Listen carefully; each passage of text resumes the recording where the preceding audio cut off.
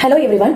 English ரொம்ப easy தாங்க, நம்ம தான் ரொம்ப டஃப் நினைச்சிட்டு இருக்கோம். சோ இனிமே பிகினர்ஸ் ஃப்ரெண்ட்லியா எல்லாருக்கும் ஈஸியா புரியுற மாதிரி கண்டினியூஸா நம்ம வீடியோஸ் பண்ண போறோம். சோ உங்களுக்கு யூஸ்ஃபுல்லா இருக்கும், ஃபாலோ பண்ணிட்டு லேர்ன் பண்ணிக்கோங்க. பர்சனல் ப்ரொனவுன் அப்படின்னா என்னன்னு பாத்தீங்கன்னா, ஒரு பர்சனையோ இல்ல ஒரு நேம் இல்ல ஒரு திங்ஸ் இதை ரிப்பீட்டடா அவங்க நேம சொல்லியே சொல்லாம அதுக்கு பதிலா இன்னொரு வேர்ட் யூஸ் பண்றோம் அப்படின்னா அதுதான் personal pronoun. So for example, Asba is my friend.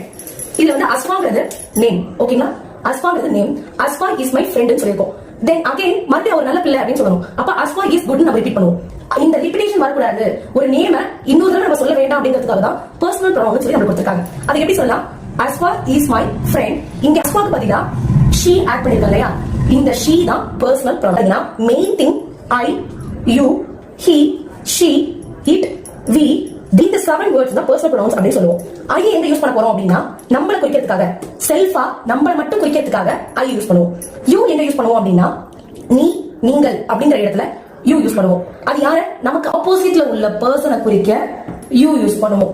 He அப்படிங்கிறது ஒரு பையனை குறிக்கும். அது எங்க யூஸ் பண்ணுவோம்? ஒரு பையன் பேர் வர இடத்துல எல்லாம் நம்ம